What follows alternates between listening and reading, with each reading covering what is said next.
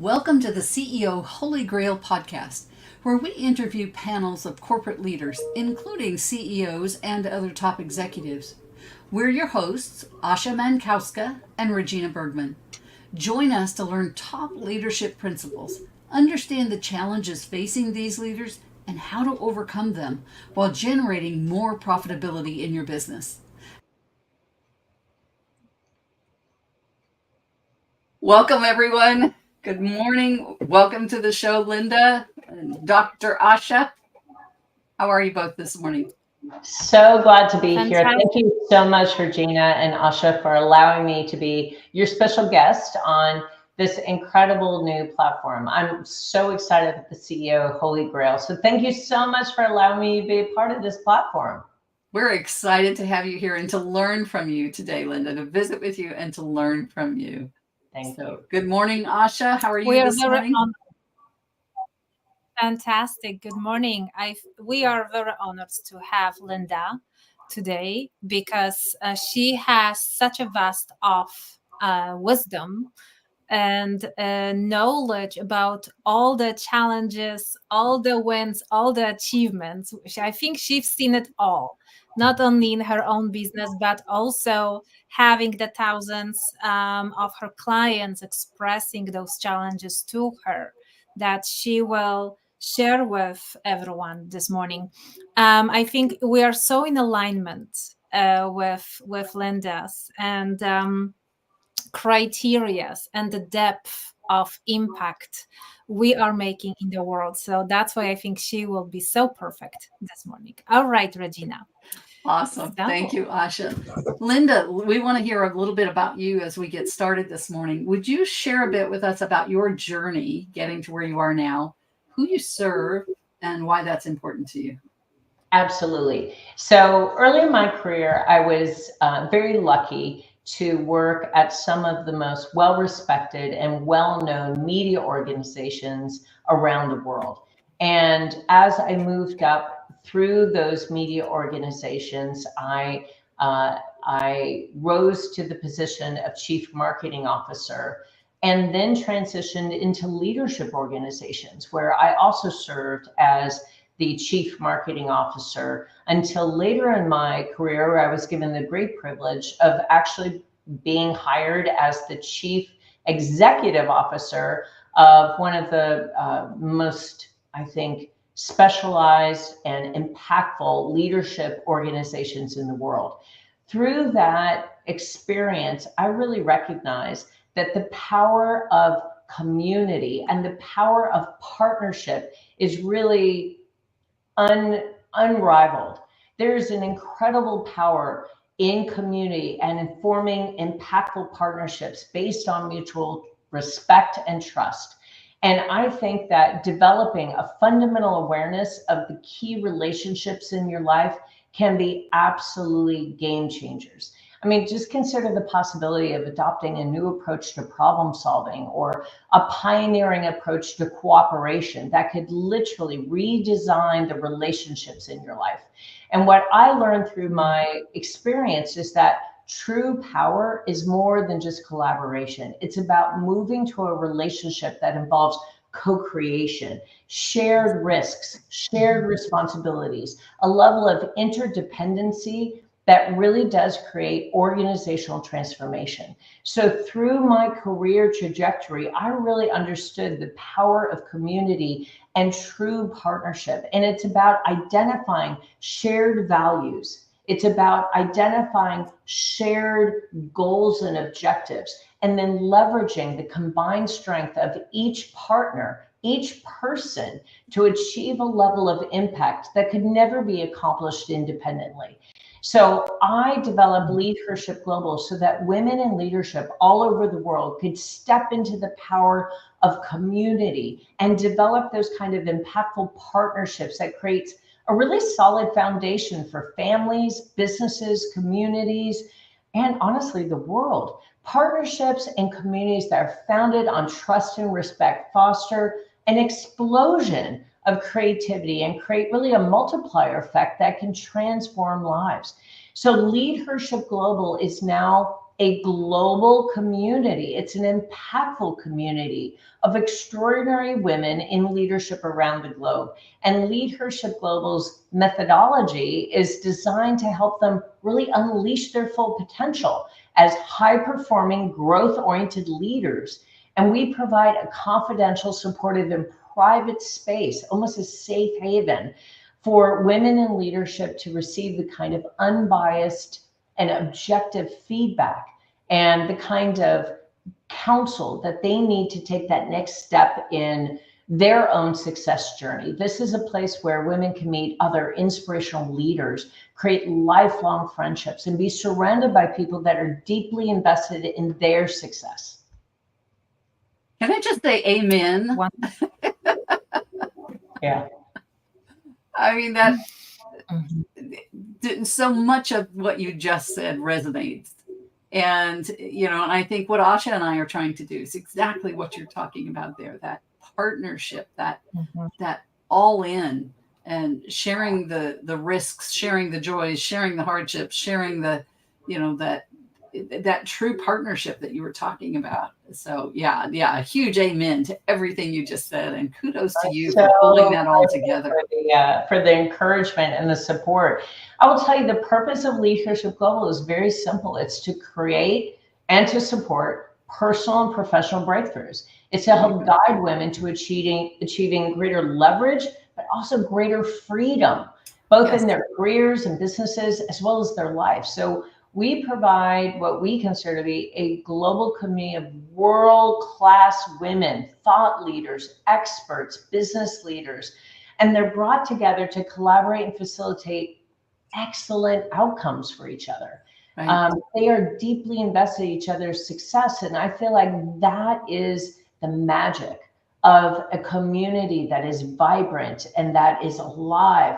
You see, stories of, being able to reach that one person, create that one relationship, meet that one partner that is a catalyst to a new level of success. It completely changes your trajectory. And I see that every day. I've seen businesses double in size. I've seen nonprofits get fully funded. I've seen new divisions of corporations created. I've seen women step on huge global stages. And it's from the relationships that they're able to create. And it's my belief that you can't get to the right destination with the wrong relationships. You've got to intentionally surround yourself with women or leaders that are going to be deeply invested in your success. And what a joy every day. Talk about waking up every day excited about what you get to do, right? Absolutely. I help members accelerate their success by, sometimes it's about defining their vision. Sometimes it's about clarifying the path that they're on and what they want to achieve in 10 years, 20 years, 30 years. Sometimes it's about growing their leadership. It's about, ensuring that they're comfortable being seen, being visible, being heard. It's about growing their leadership. Sometimes it's about expanding their influence, giving them global stages, and connecting them with people that will be really instrumental in their own success. But all of this in service to leaving a lasting legacy for women who have so much to offer the world. Yes. Excellent. Asha? Wonderful. Your thoughts? You know what? I would love, because we had a great conversation with Linda behind the scenes. So I would love her to share something with us, because Regina and myself in the CEO Holy Grail, we always welcome mid-sized companies, large-sized companies, which means ranging from anyway 10 million, 100 million and above, obviously, that really undergoing strategic shifts in their businesses and organization. And we have for them short-term and long-term goals assistance and the whole family that is at their fingertips, so to speak, to assist them and help them. But what is important to us also, besides the financial criterias, I would love Linda share who she welcomes into her organization, in her global organization, because in such alignment with what Regina and myself standing for when we welcome new clients into our family of CEO Holy Grail. Linda, would you share those three criteria? Because I think they're so on point. Thank you so much. I really appreciate that, Asha. So first, let me say that I have a deep appreciation for the transformative power of community to create a world that is more inclusive, prosperous, sustainable, resilient. And so we have built our three criteria based on that mission. We believe that, again, we are looking for people who are passionate about co-creation, about true transformation, about creating shared value and combining the strengths of each individual member to create true impact. So based on that, we have three criteria for members. And believe it or not, I actually say no to more women who are interested in joining than I say yes. And it's based on three very deeply held principles. Number one, that you have to be in a position of leadership to create that shared experience, that shared expertise. And in that position of leadership, you have to be willing to be vulnerable and transparent. You have to be willing to talk about your failures as well as your successes. So not only are we looking for women who carry the title CEO or president of either a nonprofit, for-profit, or it could be that you're a business owner, business entrepreneur. So it doesn't really matter if you are a business founder or you were hired into a leadership position, but we want leaders to come together and be able to share with each other in a very authentic, vulnerable, and very transparent sort of way. So that's number one. Number two is that we want women who are going to respect other women, who are going to deeply invest in the success of women, really pay it forward. So because we're a global organization, we have welcomed women from every nation, every color, every creed, every belief system, every industry, every background. And we want women who are going to embrace the leadership of other women, regardless of their stories, their backgrounds, where they live, what languages they speak. We want women who are going to lift up and cheer on other women in leadership, and they're going to be appreciative of those women. They're going to treat them with respect and value and dignity. So that is a non-negotiable.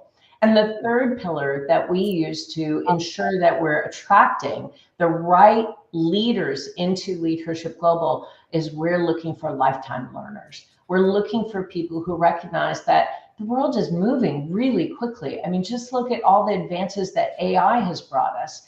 And you have to recognize that to be a lifetime learner, you have to be open to learning new platforms, new systems, new protocols.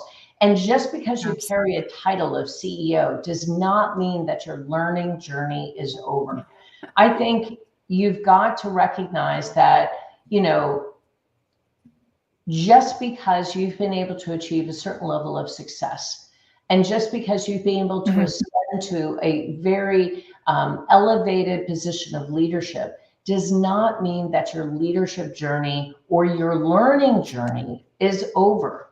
In fact, I think that we try to create, operate, and sustain a community that is based on the opportunity to share risks, share rewards, and always be on a continuous journey of learning. I love that learning journey, that term. I love that.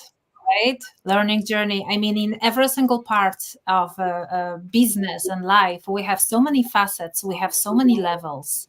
And if our CEO, I mean, or presidents or, you know, businesses, organizations, leaders on the top are not willing to not being led by their egos, right? But really by vulnerability and being open and flexible and have this passion for learning and grow, then very quickly they will become the bottleneck of their company or corporations. Absolutely. And will keep their baby, so to speak, or the departments if they are in a executive position. So those three categories, to me, it means everything, because that's the quality people we want to all accept and attract into our surroundings, because who we surround by ourselves with, this is who we become too. Our value has to be shared, right? We are here to empower each other, to catapult each other growth, and the trust and respect Linda was mentioning at the beginning, and the no judgment zone is so important in any type of growth, because growth, it can be painful. Growth is necessary, right? It can be painful, but only if we make it painful. It depends on us. Yeah. And one of the things I really appreciate about is your second tenet there, that respecting other women, because too often in the corporate world, it becomes a kind of dog eat dog competition. Yes. And because we're competing in that male world, we tend to, that kind of embraces everybody. I've told this story before, but when I had my staffing firm, I had mostly women in the company. And now and then I'd hire a male, but mostly it was women. But the first thing I did is remind them that they were hired because of the great skills and abilities that they brought to the position. However, every other person in the company was hired for the same reason, and that they needed to respect one another and work together. And it was an amazing experience. It was 12 years of really women working together and doing it extremely well. And I love that. Yeah. That's so important, Regina, to create that culture early on, right? And we really, the same sort of idea, we really emphasize that every single member is embarking on a continuous discovery, a journey of continuous learning and discovery that informs their perspective and nurtures maybe new skill sets, maybe new aptitudes, maybe new perspectives. But at every single stage of your career, you have to learn how to keep creating sustainable impact and influence. And it changes at every single stage of your career. And for me, I really think throughout your leadership journey, you must continue to learn how to better serve others, how to genuinely support their career advancement, their overall engagement in work. You have to be mindful of the opportunity and the responsibility that you have as a leader to serve the advancement of others. And by doing that, you serve your own advancement as well. So of course, everyone is responsible for developing new skills. It could be negotiation or public speaking based on your own personal and professional growth. But I will also tell that for me, the fulfilling feeling of giving back and contributing to others is absolutely unparalleled. True meaning, true purpose is about how you get to better the lives of the people around you, your loved ones, the people in your community, the lives of people maybe somewhere else in the world, maybe a continent you've never even been to. But meaning never comes from what you get, it comes from what you give. So being able to find ways to give back and make a real impact in the world is what matters. And you're only going to be able to create that meaning if you're constantly learning what success means to other people around the world, or what success means to other people even around you. Right. And I call that the ripple effect. And that's what gets you up in the morning, right? Is being part of that ripple effect, knowing that you're making a difference in someone else's life and they're going out and making a difference in the world. And it just ripples out forever and ever. I love that. We have such a privilege to be leaders in everything what we do. But being a leader is not only a privilege, but also a huge responsibility, because we're making impact, right? In the world. So this has to be something we do it with passion for the highest good on everyone else involved. So that's the number one. And if we do that, the ripple effect that Regina mentioned is exponential. It will catapult not only us, but by creating other leaders in their fields, we have an impact on millions or billions of people out there, which I think that's what counts. So our impact can be absolutely outstanding. And what I really love, what Linda also mentioned, the record of all the members that she is attracting, right? That they all have the same value, because you can tell Yes. she's passionate about this. It's almost like a soul purpose, right? Yes. If we are working within our soul purpose, it's basically a pleasure to work with, not really a work. But I would love us to also talk about challenges in a minute, because I know that Regina has a few phenomenal questions for you. So before we jump into challenges that I think we all experience, and all your members and our clients as well, let's talk about something else here. Well, and actually, Asha, I was quite ready to dive into Are challenges. you I there? am. I would love to hear more about, because you have such a finger, on the pulse of these organizations, of these women, and we know that you work with a lot of CEOs. The CEO Holy Grail is what we're about here. That we'd love to hear from your perspective the challenges, that maybe the top 2 or 3 challenges that you see that these women CEOs are facing I and love dealing that. with. One comment before we jump to that question about leadership, because you both made such incredible points around leadership, and I resonate with everything you both said. But to me, impactful leadership is about making long-lasting, positive, and meaningful contributions to organizations and communities and in the lives of people around you.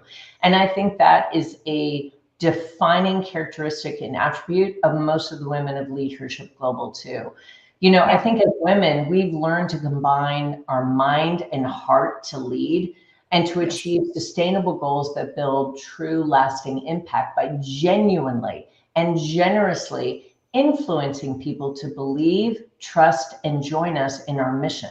But it's really based on that foundation of trust, right? You're Yes. never going to influence people. You're never going to lead people if there isn't a deep-seated understanding of the mission, the vision, and the trust in the leader to get us to that destination.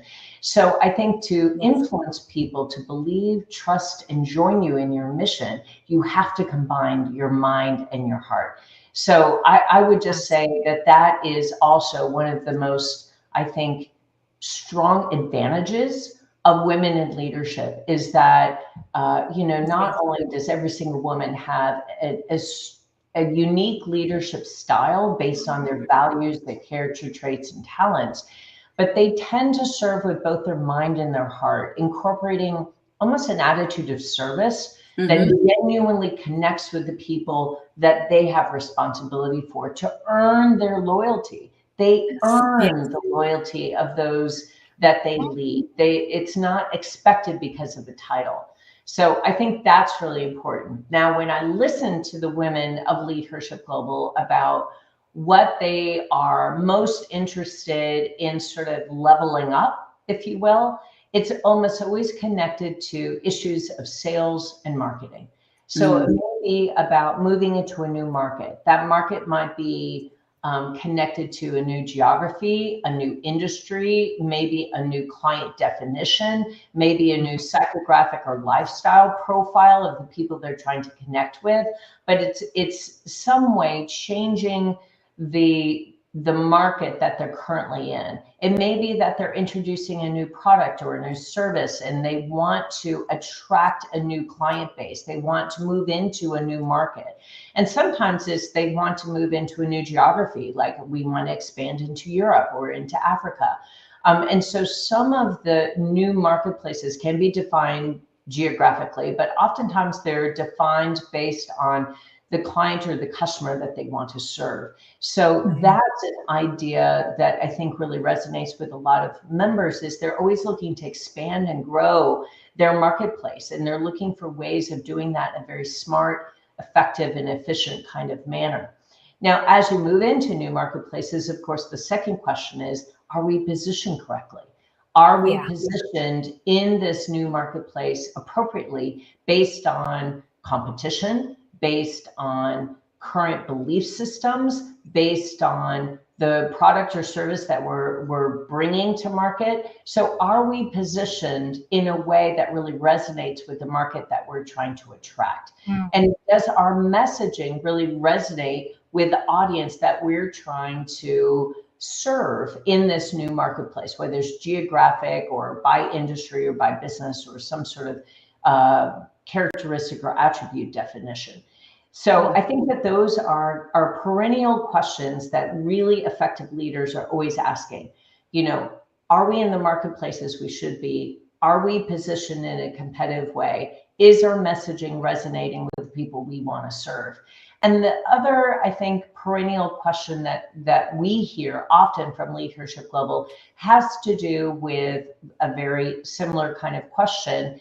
How do we create a robust and reliable sales funnel so that we can predict revenue over the course of the next 6 months or year?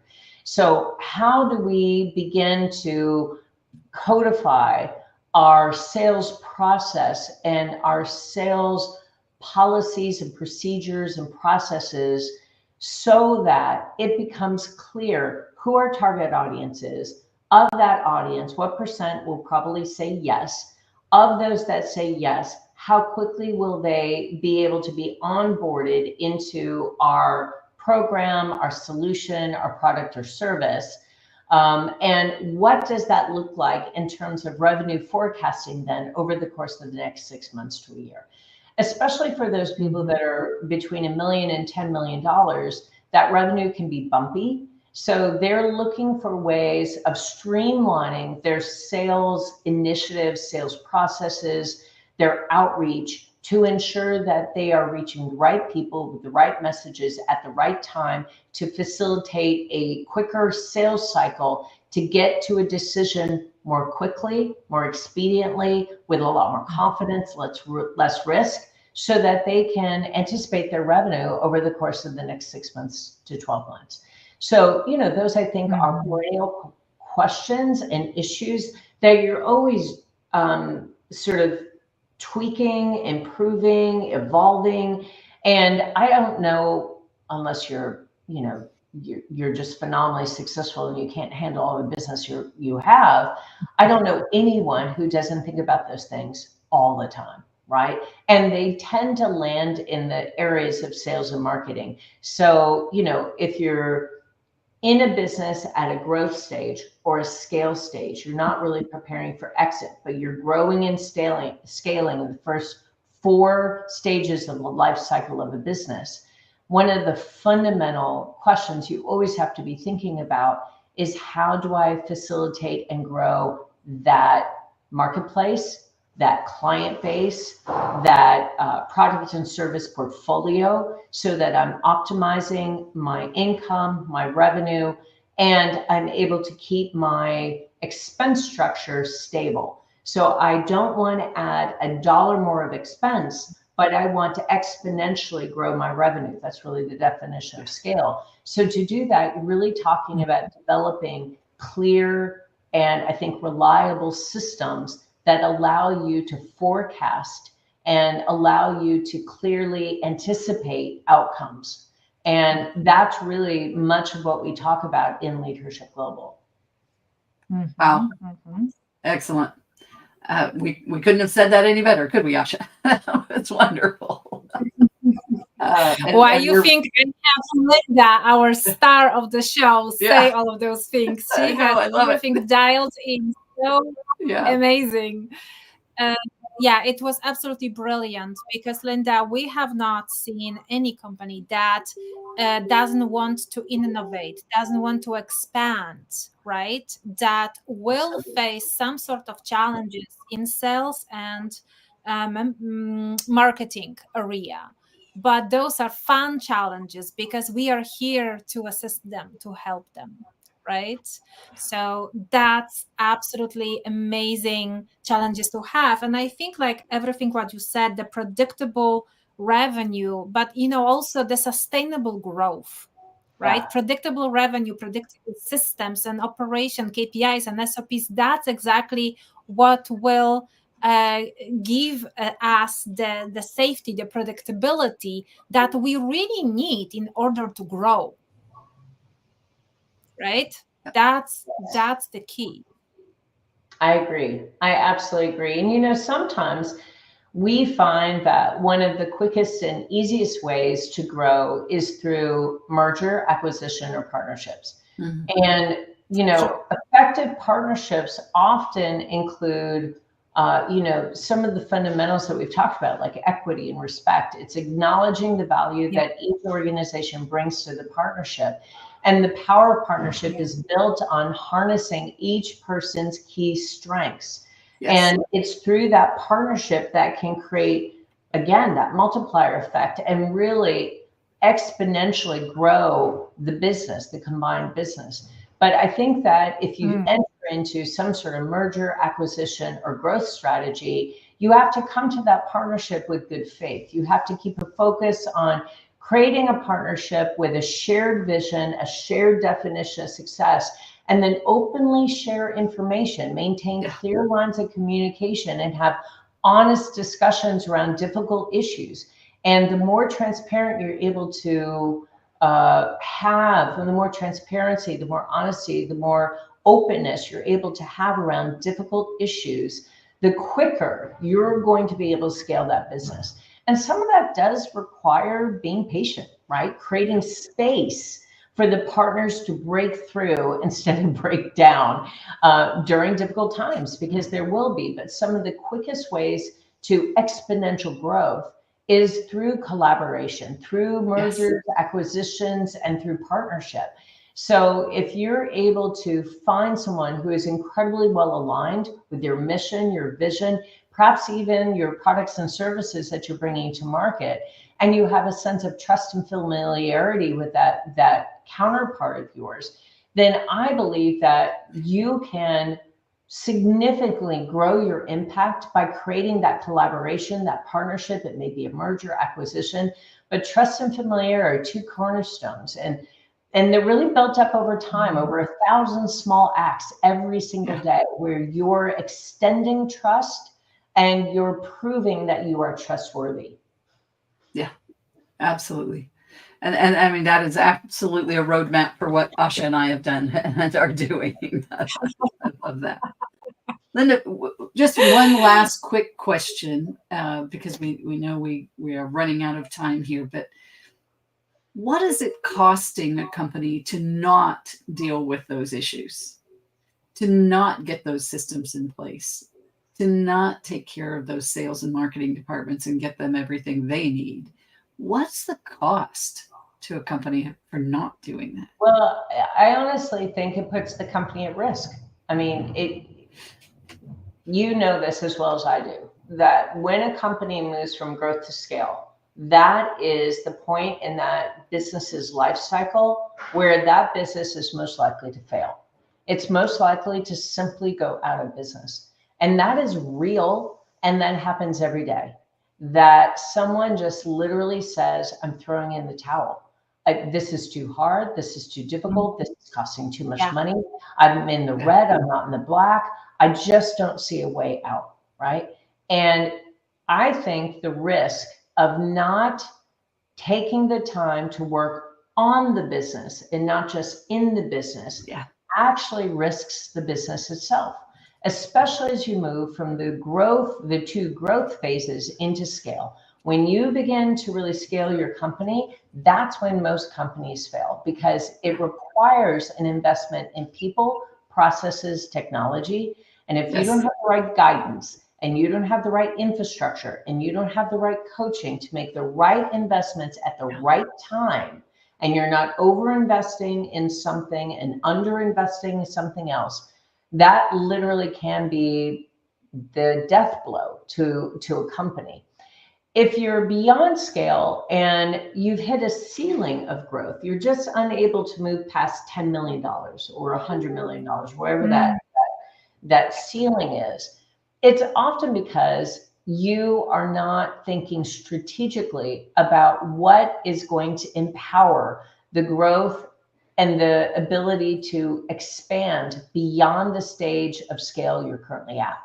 And it does involve taking calculated risks. Yes. And so what's best in those situations is have an objective third party outside resource come in and really do a thorough evaluation and assess why you've hit that ceiling and what it's going to take to break through. Sometimes it's about an organizational redesign. Sometimes it's a reallocation of resources. Sometimes it's taking the risk of breaking into a new market. Sometimes it's, it could be redeveloping your entire pricing strategy. It could be about changing your bundling strategy. It could be about upgrading or changing your core products. But I think you have to take a very holistic look at what is presenting that next stage of growth and really have someone or a group of someone's come in and evaluate this with a sense of objectivity, because it's really hard when you've been living in the business for 10 years, 15 years, 20 years to step outside of it and work on the business with a sense of detachment and objectivity, because you built this. And it's your baby. It's your core products and services and say, it's time for a redo. Right. It's time for evolution. It's time for, we're going to sunset this and create something entirely new. That's scary. That's difficult. And listen, everybody's resistant to change. And it can be hard for a business owner, business founder, or business leader to step into that position of true assessment of their corporation or organization or business and make the necessary changes to facilitate that next level of growth. Yeah. Which often means removing a lot of things from your own plate as that executive and having the organization that can handle, and the infrastructure that can handle all of that, so that you are not the company. Yeah. Yeah. Excellent. Thank you, Linda. Linda, this has been wonderful. You are such a powerhouse of wisdom and experience here, and we appreciate you sharing it with us and our audience. And we would love to have, I'm going to speak for both of us at the moment, we'd love to have you back on other episodes. Okay. Oh, love that. I have one last question, because I think we went so far, and it's so true. And we coming back to the the criteria who we do accept as clients, right? Because when we want a change and expansion and everything else, right, the great success, it does requires vulnerability. It does requires being open, not driven by ego, right? Only then we can allow our company, our people expand. So now, and I wrote it down because I love that. You've mentioned the power partnership, and this is it, our dear audience. The power partnership is not only to expand our companies and our growth, but really entering within your company, Linda, and entering with a relationship with the CEO Holy Grail. It is accessing the power partnership, creating that power partnership that will catapult and speed up the sustainable growth and the revenue that really we all focus on, and our goal. Now, I would love you to tell us what, in your opinion, are the cornerstone of this powerful partnership when people want to, be part of your community and they want to be part of CEO Holy Grail community. What, in your opinion, are the cornerstones of the power partnership? Yeah, we kind of went through some of these ideas, but I believe that the core values of an effective partnership include equity and respect, genuine commitment to the partnership, transparency, openly sharing information, maintaining clear lines of communication, patience and persistence, knowing that, listen, there's going to be misunderstandings. That's part of human existence, right? There's going to be misunderstandings. There's going to be places of expectation that weren't clearly outlined. And so you have to be patient. You have to be persistent in pursuing the relationship and the partnership. And then over time, I think you have to be clear that you are responsible for earning the trust of your partner. So that sense of trust and familiarity, again, they can only be built up over time. And I think it's 1,000 small acts every day that showcase whether or not you're trustworthy, that showcase whether or not you are someone that's dependable, someone that's reliable, someone that I know has my back. And so to me, those are some of the cornerstones of a true partnership. But I would also say that there are some key factors that are all designed to answer the question, essentially, are we better off together than we are alone? And to answer that question, I would say define the key issues of the partnership. Define the key issues that the partnership, that this collaboration will tackle together. And then determine if partnership's the right choice. Listen, it might be a merger, it might be acquisition, it might be a partnership, it might be a collaboration, but determine what the right structure is for this connection that we're forming.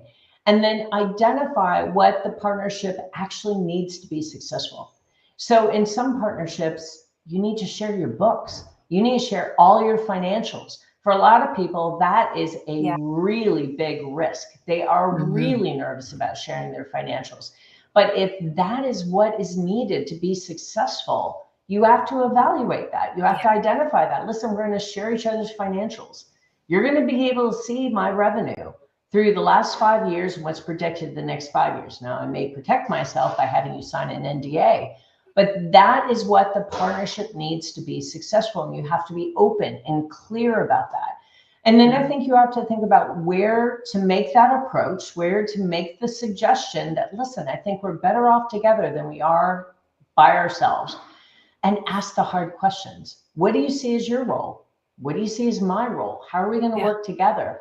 Whose teams come together? How do they come together? You have to investigate at both the operational and personnel level, right? So operationally, how are we going to make this work? But even in terms of our teams, our personnel, how are we going to combine them? And then I think you have to assess the risks and rewards of the partnership. Now, in my experience, the rewards always outweigh the risks in every partnership that I've ever been involved in, of course. Otherwise, I wouldn't move forward with that.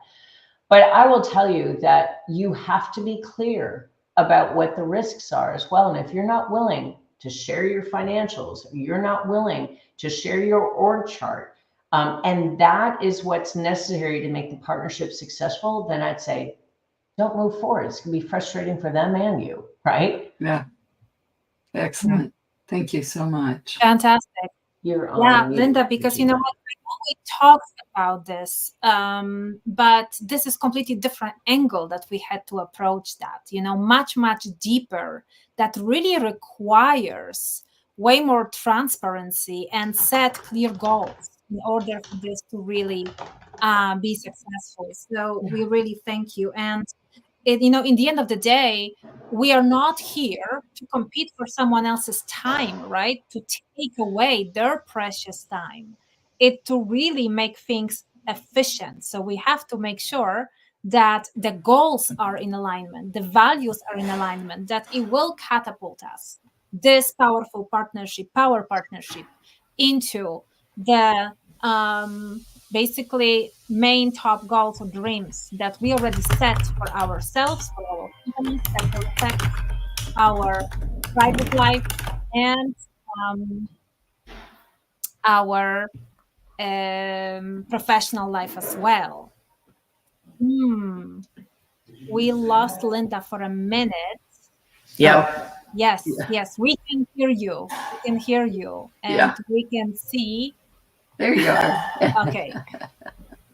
Awesome. Well, we know that Linda has another appointment to get to, and so we need to wrap up our show for today. We're really grateful that you've been here, Linda, and for sharing all of your knowledge and wisdom. And again, we would love to have you back on the show. and we'll look forward to that. And with that, we will wrap it up and share our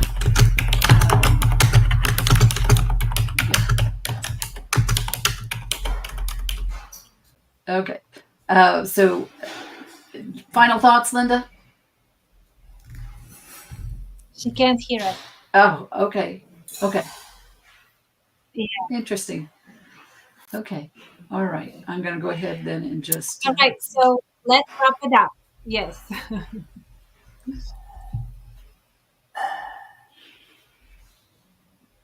Deepest gratitude to each and every one of you. As we conclude this episode of the CEO Holy Grail podcast, we extend our deepest gratitude to each and every one of you for joining us on this enlightening journey. Your unwavering support and engagement inspire us to continue delivering valuable insights and perspectives to CEOs and entrepreneurs worldwide. We'd like to take a moment to express our heartfelt appreciation to all of our esteemed guests, whose expertise and wisdom have enriched our discussions and provided invaluable insights. We're deeply grateful for their generosity in sharing their knowledge and experiences with our audience.